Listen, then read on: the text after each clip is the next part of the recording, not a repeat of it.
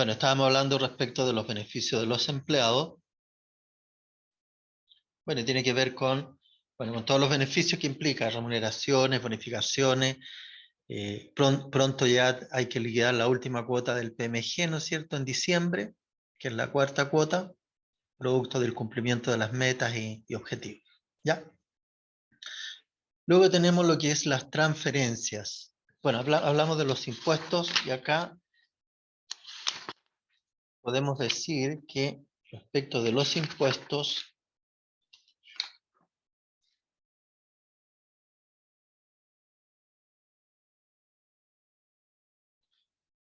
claro, tiene que ver con los impuestos que le pagan al municipio, de acuerdo con las leyes o regulación, no pueden estar afectos a un destino determinado. Generalmente, lo que es la tributación en Chile, ya todos los impuestos que nosotros pagamos, nosotros no lo pagamos diciendo, mire, mi plata destínelo para tal actividad, sino que es de acuerdo, ¿no es cierto?, a las programaciones, los presupuestos que se hayan establecido previamente.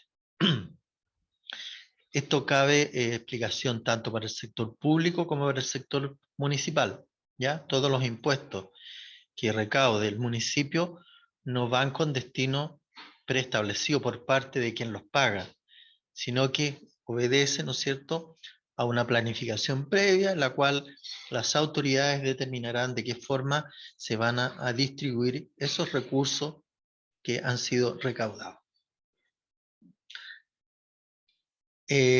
Por lo tanto, ¿no es cierto?, podemos decir de que respecto de esa materia no hay especificaciones respecto a la recaudación. Y dentro de los impuestos tenemos el impuesto anual por los permisos de circulación, ¿no es cierto?, las patentes municipales, el impuesto territorial, ¿ya?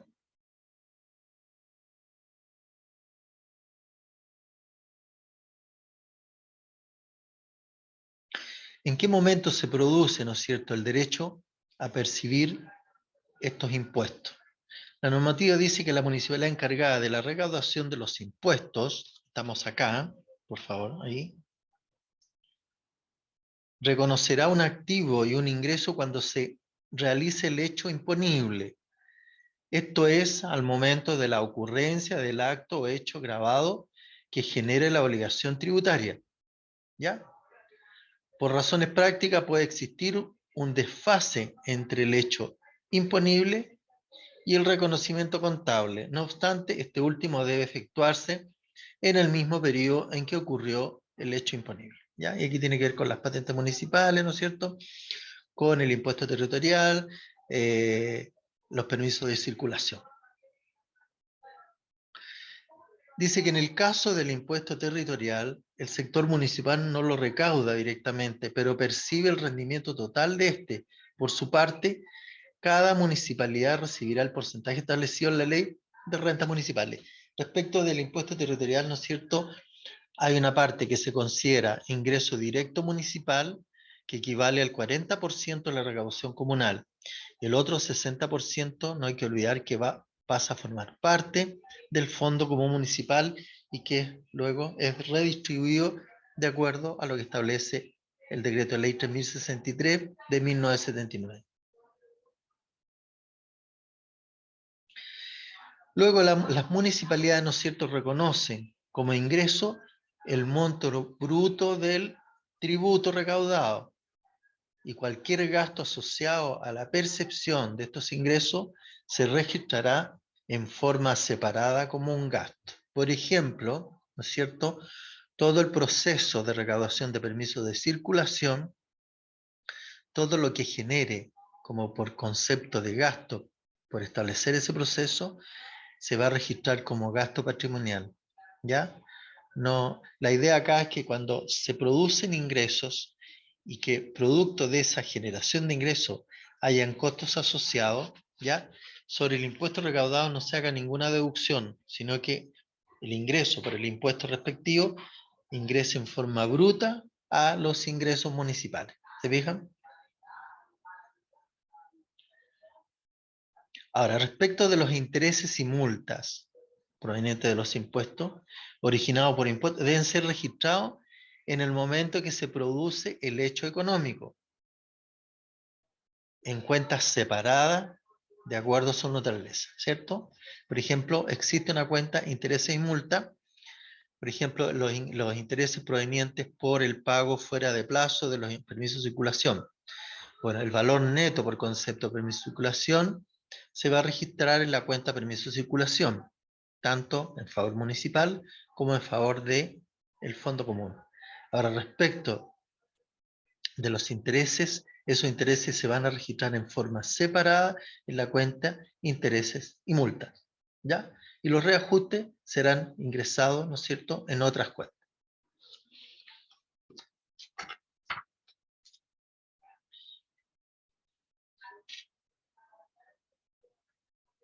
Luego, ¿no es cierto?, tenemos las transferencias. Ahora, esperemos un segundito, ¿eh? Voy a...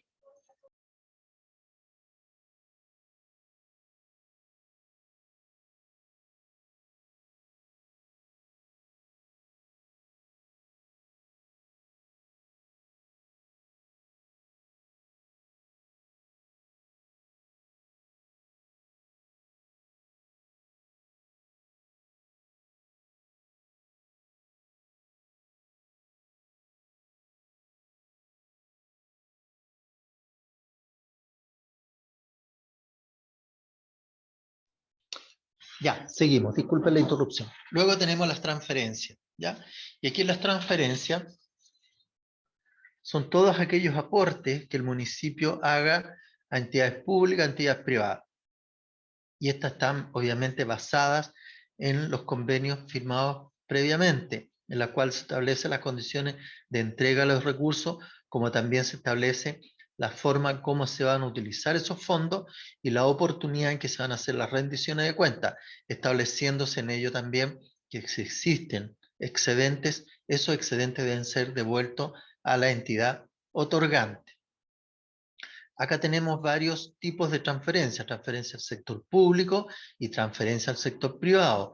Respecto a la transferencia al sector público, podemos mencionar, por ejemplo, ¿no es cierto?, los aportes por ejemplo, a los pavimentos participativos a nivel comunal, ¿ya?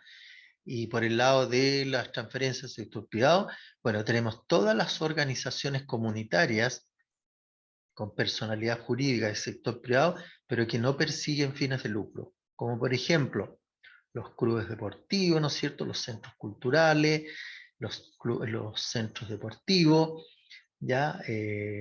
Pueden ser también aquellas entidades de desarrollo económico comunal, etcétera, etcétera, todas personas jurídicas, ¿no es cierto?, que no persigan fines de lucro, pero que también persigan las finalidades que establece la Ley Orgánica Municipal, la educación, el deporte, el medio ambiente, ¿no es cierto?, todas las funciones que establece la Ley Orgánica Constitucional de Municipalidades que puedan ser desarrolladas, ¿no es cierto?, o transferidas a entidades privadas.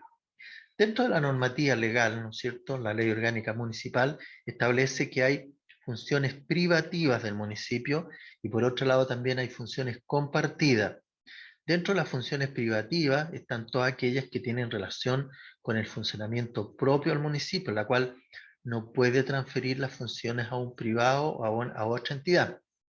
Pero sí existen funciones compartidas en la cual sí el municipio puede transferir, ¿no es cierto?, esas funciones en otras entidades privadas, ¿no es cierto?, sin fines de lucro.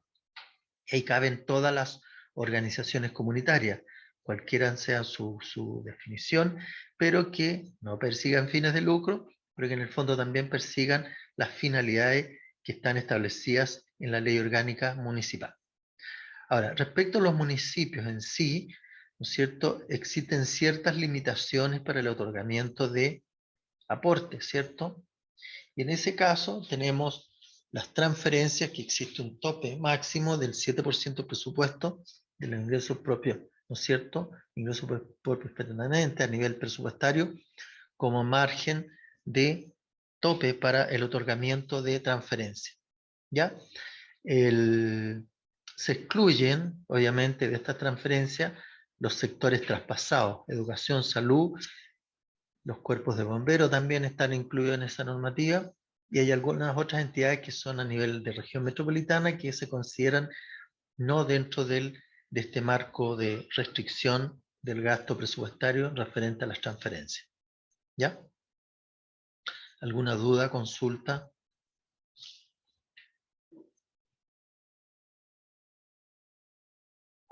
¿Estamos claros?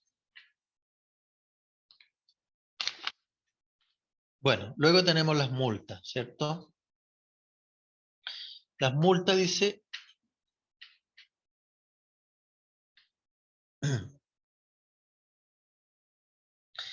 Dice que las multas son beneficios económicos, ¿ya? O potencial de servicios recibidos o por recibir por una municipalidad procedente de un individuo u otra entidad por decisión de un tribunal y otro organismo responsable de hacer cumplir la ley, como consecuencia de que el individuo u otra entidad ha infringido los requerimientos de las leyes y o regulaciones, ¿ya?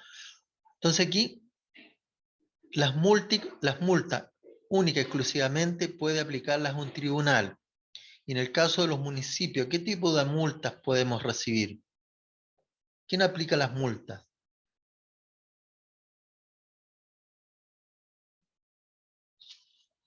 A ver, participación, Bueno, por un lado están los juzgados de policía local, pero también correcto, ¿cierto?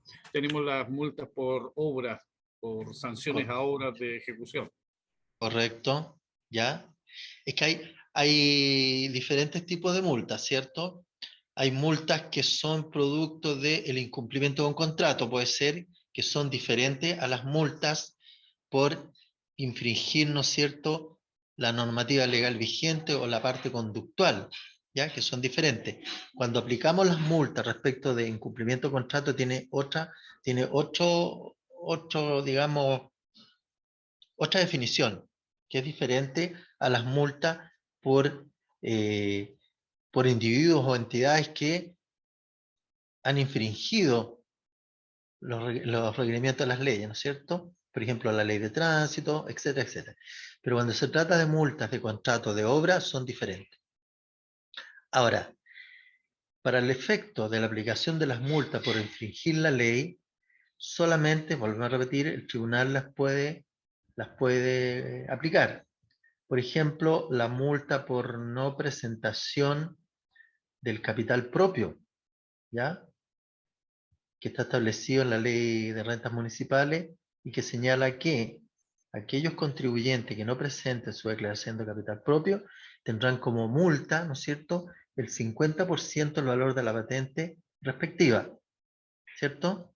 Por lo tanto, pero en ese caso, esa multa tiene que aplicarla el tribunal, no la podemos aplicar, ¿no es cierto?, directamente desde el punto de vista administrativo, sino que tiene que ser a través del tribunal respectivo, en este caso, a través del juzgado de policía local. Y para que ello se cumpla, nosotros, ¿qué tenemos que hacer? Una vez terminado el proceso de declaración de capital propio, la entidad, en este caso la subdirección de renta o patente, tendrá que hacer una nómina, ¿no es cierto?, e informarla al juzgado de policía local respecto de cuáles son los infractores respecto de esta normativa, ¿ya? Y tendrá que notificarse por parte de los inspectores municipales sobre la infracción que ha cometido ese contribuyente. Y derivada, ¿no es cierto?, al tribunal correspondiente. ¿Para qué? Para que a través de este tribunal efectivamente se apliquen las sanciones respectivas. ¿Ya?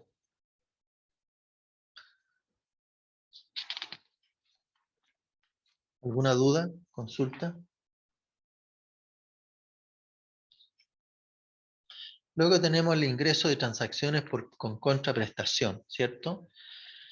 Dice que los ingresos de transacciones con contraprestación son las entradas brutas de beneficios económicos recibidos o por recibir por parte de la entidad, o en este caso el municipio, durante el transcurso del periodo contable, como consecuencia de sus actividades propias, entregando a cambio un valor aproximadamente igual a la otra por parte del intercambio, ¿cierto? Y aquí, ¿qué caso podríamos dar? ¿Qué ejemplo tendríamos?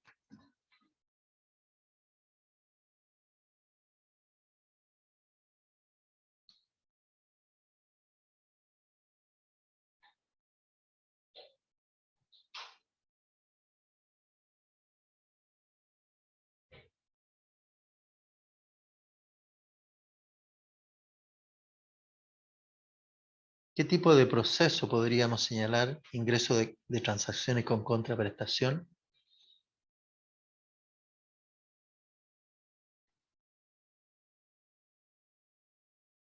¿Podrían ser, profesor, los convenios que uno firma con instituciones estatales? Ya.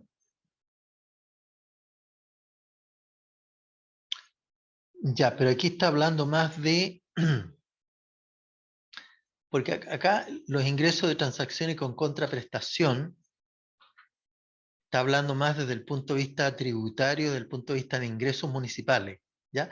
Porque acuérdense ustedes que los convenios que se suscriben con los ingresos que se generan producto de esos convenios no pasan por el presupuesto municipal, ¿ya? Tienen otro tratamiento.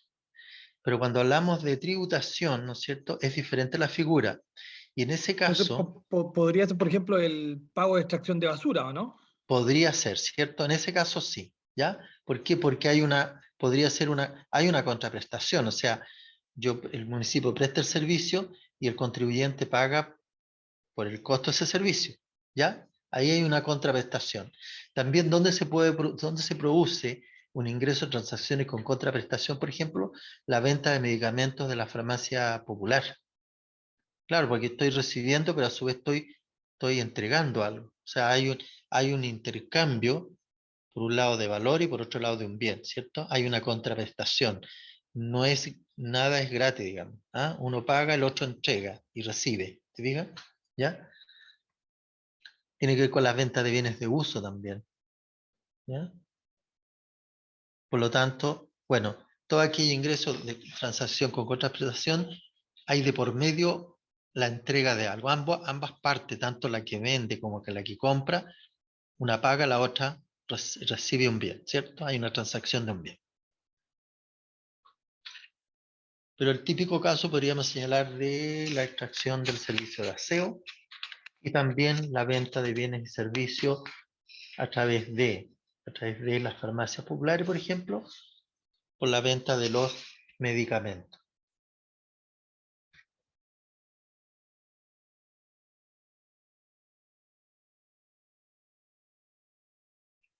Ya, tenemos luego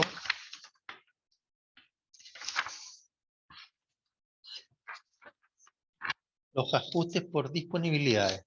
¿Ya? ¿Qué tipo de ajustes podemos hacerle a las disponibilidades municipales?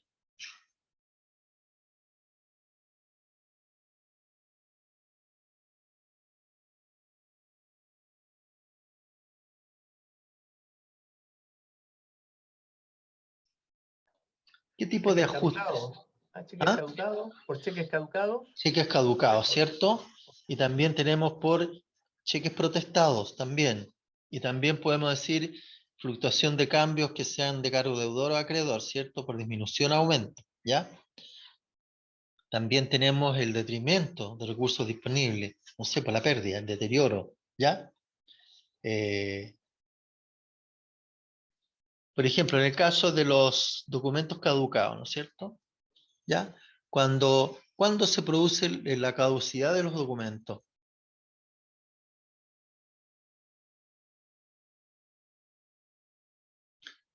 Nosotros le pagamos a un proveedor y en qué momento, ¿no es cierto?, se produce la caducidad de un documento o un cheque, para ser más explícito. Cuando expire el plazo para ser cobrado, ya que sea de la plaza o de otra plaza. Ya, ¿y cuáles son los plazos de eso? 30 y 60 días. ¿Sí? 30 a 60 días, ¿sí? ¿Estamos de acuerdo, no? 30 y 90, por ahí. 60 y 90 días. Sí, ¿no es Sí, cierto? Son 60 y 90 días, ¿ya? En ese caso, ¿no es cierto? Cuando es de la misma plaza, 60 días, cuando es de otra plaza, 90 días, ¿ya? Ahora, ¿qué hacemos, no es cierto? En el fondo es para un poco limpiar las disponibilidades, por eso tenemos que registrar y reconocer los documentos caducados cuando llegue el plazo de vencimiento y no hayan sido cobrados, ¿ya? ¿Por qué? Porque de igual forma, ¿no es cierto? El, el banco, si están caducados, el banco no los va a pagar, ¿ya? Ahora, Cuando están los cheques caducados, es importante que cuando se vuelva a pagar ese compromiso, esa obligación de pago, y el proveedor solicite, ¿no es cierto?, que se le actualice o se le revalide el cheque o el documento, la normativa dice que no se deben revalidar, sino que se tiene que reemplazar por un nuevo documento. Ojo con eso. Es por eso que cuando se caduca un cheque, ¿ya?, nosotros lo tiramos a una cuenta especial que se llama, ¿cómo se llama la cuenta?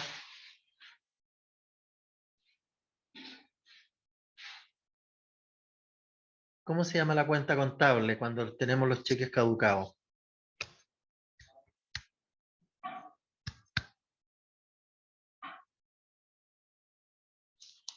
A ver, alguien que me conteste.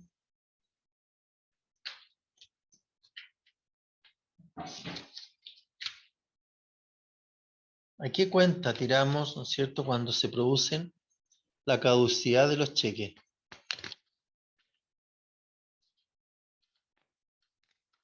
Documentos caducados. Documentos caducados, ¿cierto? ¿Y qué característica tiene la cuenta documentos caducados?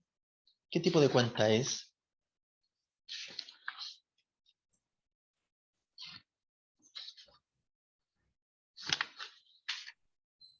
Es una cuenta de pasivo. Ya, ¿por qué es una cuenta de pasivo? Una cuenta por pagar. Correcto, ¿cierto? Es una cuenta por, o sea, es una deuda en el fondo, ¿ya? Y va a ser deuda mientras esté como documento caducado, ¿cierto? Ahora, en el momento, igual el proveedor puede exigirme el pago, señalando que no ha podido cobrar el documento porque ya pasó el periodo de prescripción, ¿ya?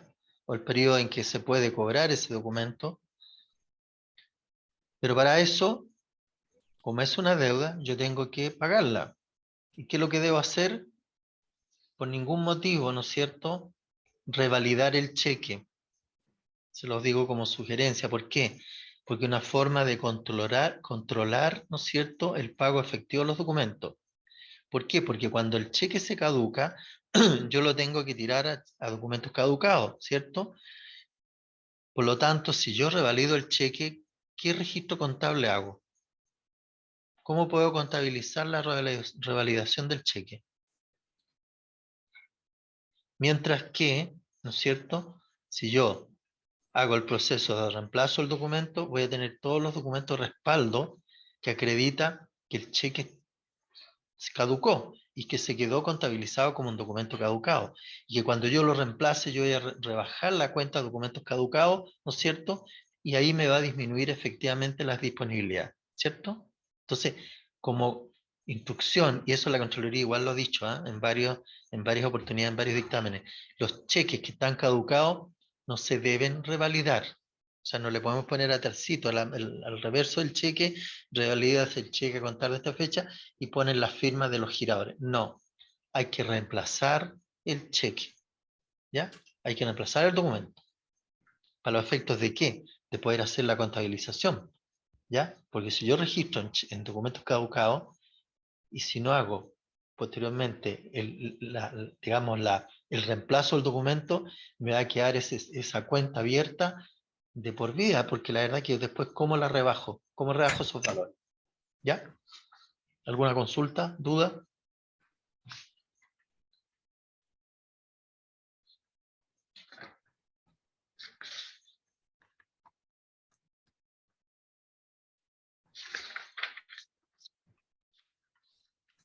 Ya.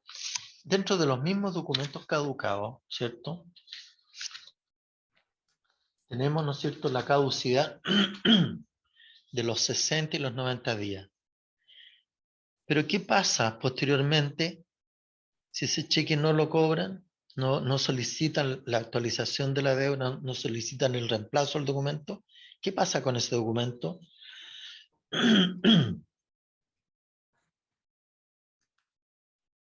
¿Qué ocurre pasado cierto tiempo?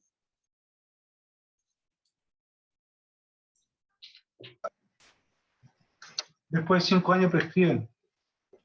Después de 5 años prescribe, ¿cierto?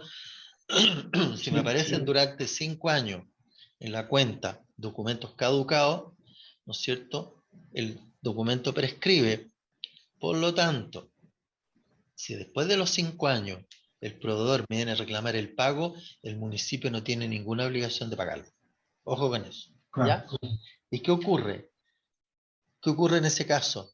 En ese caso se debe reconocer como un ingreso Un ingreso. presupuestario, ¿cierto? ¿Ya? Sí, O sea, sí.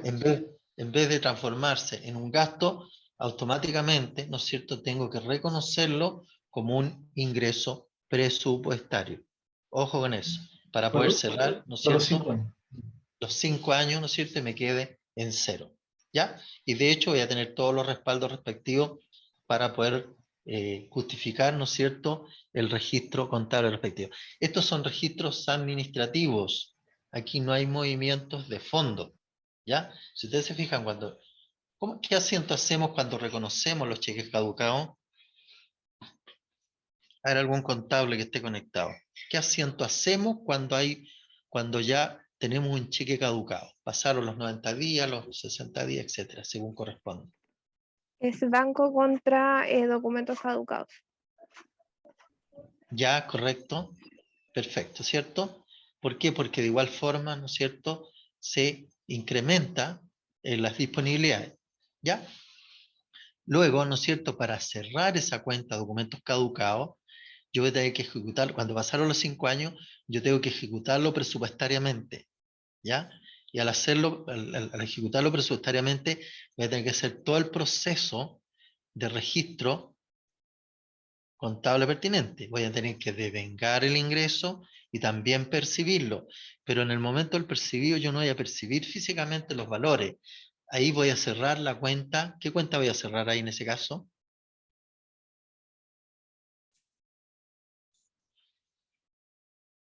En la etapa que corresponde a la percepción física de un ingreso.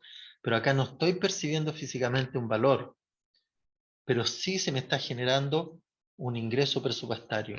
¿Contra qué cuenta cierro yo el pago teóricamente? Contra documentos caducados. Documentos caducados, ¿cierto? ¿Ya? Y ahí me queda cerrado el ciclo y reconozco como un ingreso esos valores que estaban en esos cheques respectivos. ¿Ya?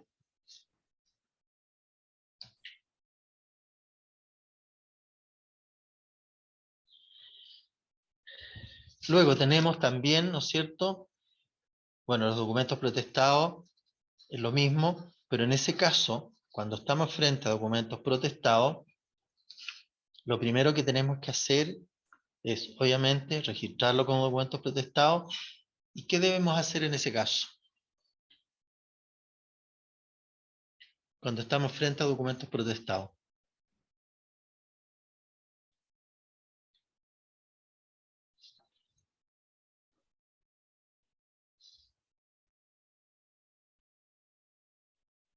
A ver, ¿algún contable que me responda?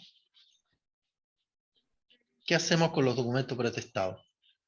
¿Protestado por cheques propios o cheques de tercero? No, cheques propios. No, cheque Ah, de tercero. No, cheque de ah, tercero. se No, pues contabiliza y protesta. acuérdense usted que las municipalidades no pueden aparecer con cheques protestados. Se Ah, sí, supone, lo que pasa que igual pasa, pero es por el llenado del cheque atrás, que el claro, banco coloca que para depositar ahí, si no va, se protesta. Y un claro, tema con el banco. exacto. Se supone, ojo, se supone que los cheques que emitan las municipalidades de las cuentas corrientes es porque están los fondos disponibles, ¿ya? Por lo tanto, no podemos presentar cheques protestados de nuestras cuentas, salvo que se produjera algún error. Perfecto, entendible, justificable. Pero si giramos un cheque y no tenemos fondos, obviamente que ahí es una situación complicada y es grave, ¿ya? Y también ahí a la par todo lo que tiene que ver con la responsabilidad administrativa de los funcionarios responsables del manejo de las cuentas corrientes, del manejo de los cheques, etcétera. ¿Ya? ¿Qué puede ocurrir? ¿Ah? Podría ocurrir. ¿Por qué?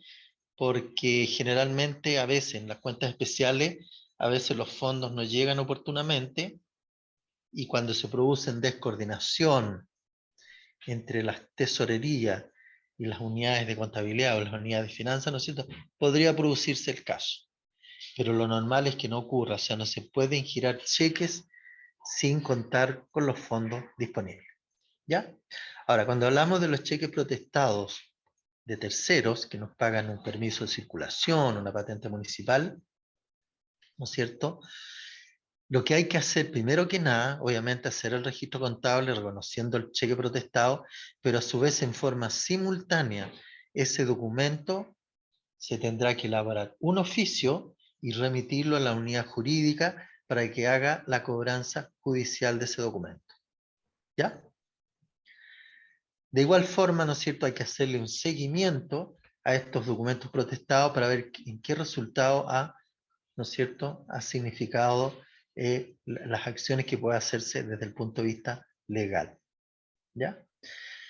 Ahora, tiene un efecto legal el hecho que resulte algún documento protestado producto del pago de algún derecho o impuesto. Y hay dictámenes de la Contraloría en el caso que se produzcan, ¿no es cierto?, protestos de cheque especialmente de permisos de circulación, por ejemplo, podría ser el caso, o el pago de una patente municipal. En ese caso no se configura el cumplimiento de la obligación tributaria. Por lo tanto, ¿no es cierto?, perfectamente una persona que entregó un cheque y resultó protestado por el permiso, para el permiso de circulación queda inhabilitado para circular porque no se ha configurado el cumplimiento de la obligación tributaria. ¿Qué significa eso? No se ha cumplido el pago, no se ha hecho efectivo el pago. Ojo con eso, ¿ya? De igual forma, ¿no es cierto?, ahí hay que informar desde el punto de vista, digamos, para el cobro jurídico del derecho, como también informar al área respectiva para que fiscalice y determine, ¿no es cierto?, cuál es el contribuyente para cursarle la infracción de que está funcionando sin el pago de la patente al día. ¿Ya? Bueno, esos son algunos de los ajustes disponibles. Los otros ajustes de disponibilidad es cuando se producen detrimento en recursos disponibles, cuando hay pérdida, ¿no es cierto? O cuando también puede ser pérdida en forma accidental, ¿ya? Como también puede ser pérdida en forma intencional. Bueno, cuando es intencional, obviamente, está todo el proceso, ¿no es cierto?, de investigación, los sumarios administrativos, y si hay, se configura alguna acción de delito, estos antecedentes tienen que ser pasados a los tribunales de justicia o a la fiscalía respectiva, ¿para qué? Para que haga la investigación respectiva y poder determinar las responsabilidades tanto administrativa como judicial.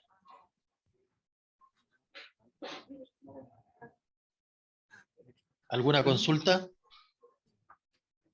¿Sí? Hay un micrófono abierto entonces. Ya. Luego tenemos, ¿no es cierto?, lo que es el detrimento. ¿Qué es el detrimento? Dice que constituye un menoscabo al patrimonio institucional, o sea, una merma, una disminución, representado en el daño, perjuicio o pérdida de bienes o recursos públicos, presuntamente causado por funcionarios públicos, terceros ajenos a la municipalidad o derivados de casos fortuitos o de fuerza mayor. ¿Ya? Por ejemplo, un detrimento de un bien puede no ser producto de una acción de un funcionario, puede ser producto de alguna materia o de algún tema externo que puede no estar al alcance de su control de parte del municipio. Y en ese caso podemos hablar del detrimento de los bienes de uso, ¿ya? Y podemos poner un ejemplo de un bien inmueble, de un terreno, ¿no es cierto?, que tiene cierto grado de plusvalía, ¿ya? Algún terreno municipal, ¿no es cierto?, algún espacio, pero que por ese motivo, ¿no es cierto?, cambia su plusvalía. ¿Por qué? Porque a lo mejor cambió cambió el sentido del sector en términos de zonificación. ¿Ya? Por ejemplo, un sector residencial, pero producto de modificaciones a los planos reguladores, se nos transforma en un sector industrial. Quizá a lo mejor podrá tener un mayor valor porque se podrá instalar una industria, pero quizás tenía una valorización porque era un sector netamente residencial. Y en ese caso hay que hacer el análisis, estudio, si existe algún tipo de detrimento o daño desde el punto de vista económico de ese bien. ¿Ya? Aquí no estamos hablando de desgaste, sino que estamos hablando de otro tema relativo a detrimento, que puede ser físico, como también puede ser económico, ¿ya? Pero respecto de la depreciación, ¿no es cierto? Para hacer la comparación, la depreciación tiene otra finalidad, es poder registrar el desgaste normal por el uso de ese bien. Cuando hablamos de detrimento, hablamos de otro concepto, ¿ya? Es del daño que puede haberse causado a un bien, qué sé yo, producto de externalidades incluso que el municipio no la puede controlar, ¿ya? Por ejemplo, el valor de mercado de un bien, ¿ya? Ese proceso el municipio no lo puede controlar, pero sí efectivamente, producto del mercado, puede que un bien costaba 100 hoy día, pero mañana vale 50 ya, pues no vale los 100. Pero eso es producto de qué? Puede ser producto del sistema económico, ¿no es cierto? Puede ser producto de la ley de la oferta y la demanda, puede ser por otras razones, ¿ya? Que son ajenas a lo que es el uso propio del bien, ¿ya? A eso se refiere el detrimento, ¿ya? Y en el caso del detrimento de bienes de uso, existe un mecanismo, un procedimiento de cómo determinamos ese detrimento, ¿ya? Cuando nosotros determinamos el detrimento de un bien de uso, ¿ya? Tenemos que trabajar con tres conceptos, ¿ya? El valor libros, ¿ya?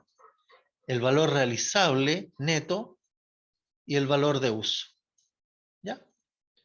Con estos tres conceptos yo tengo que trabajar para poder determinar cuál es el deterioro que puede haber producido un bien de uso. ¿Cómo determino yo el bien según libro? Voy a tomar el valor, ¿no es cierto?, libro, y le voy a rebajar la depreciación acumulada y tengo el valor libro. ¿Cómo determino el valor realizable neto?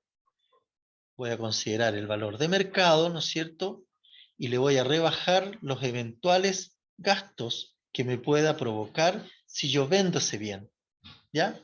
Y ahí me va a dar el valor realizable neto. Y también tengo el bien de uso, el valor de uso, que tiene que ver, ¿no es cierto?, con el valor que le queda al bien, ¿no es cierto?, pero retrotraerlo a valor presente, ¿ya? O saber fehacientemente cuáles son los flujos que me va a generar ese bien durante el resto de vida útil. Y como yo traigo el valor presente, yo utilizo la fórmula, no sé si conocen ustedes el concepto del VAN, valor actual neto, la fórmula del VAN, ¿ya? Que es, ¿no es cierto?, el flujo partido por factor de 1 más i elevado a n. ¿No es cierto? El flujo va a ser lo que me va a generar el bien durante un periodo. Y respecto del divisor va a estar dado por 1 más la tasa de interés, ¿no es cierto?, que se esté transando en el comercio, en el sector financiero, ¿no es cierto?, transformado en factor elevado al periodo que corresponda. Si son 3 años, bueno, voy a partir con el periodo 1, después el periodo 2, el periodo 3. O sea, ¿qué quiere decir?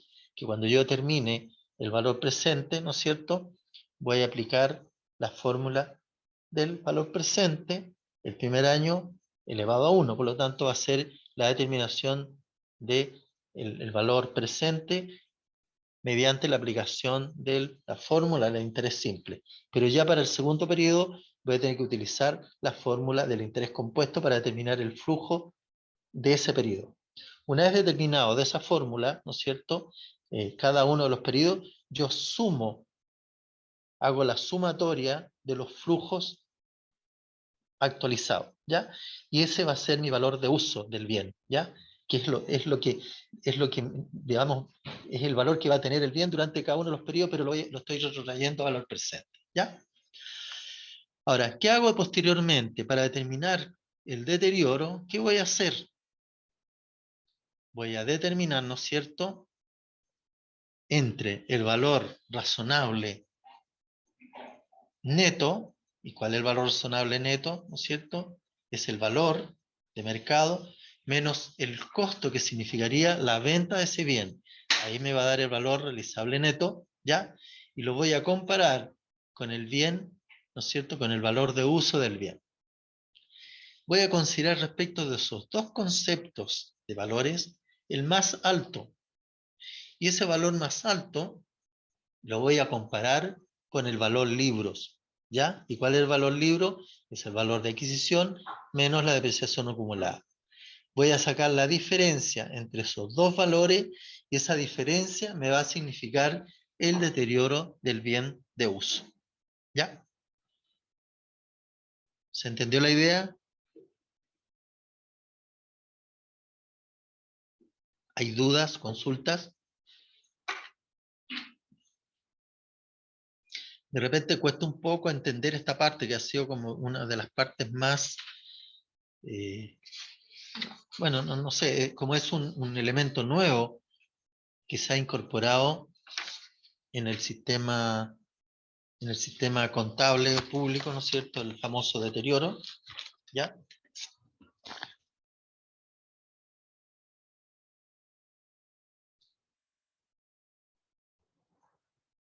¿Consultas, dudas?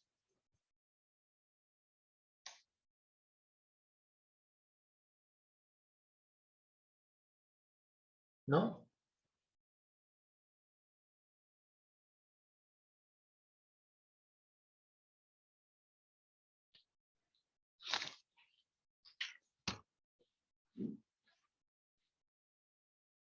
¿No hay dudas? ¿Consultas?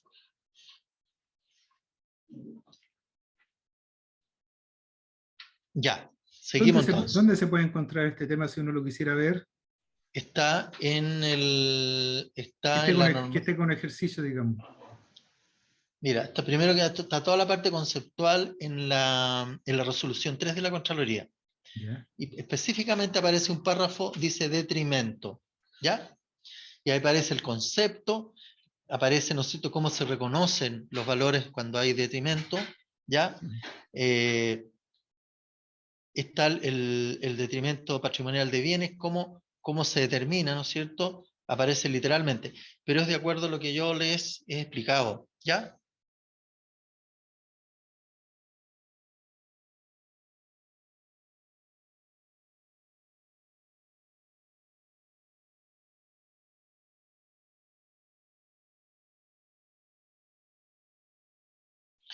¿Ya? Pero ahí aparece, de hecho en la misma normativa aparece que tenemos que trabajar con una tasa de interés del mercado, ¿ya?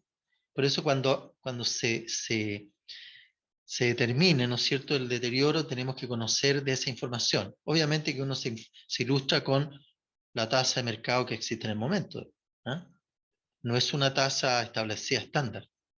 Y eso, obviamente, cuando uno lo determina, tiene la justificación de la información que puede dar el Banco Central, ¿cierto?, respecto de las tasas de interés que se estén ventilando en el momento.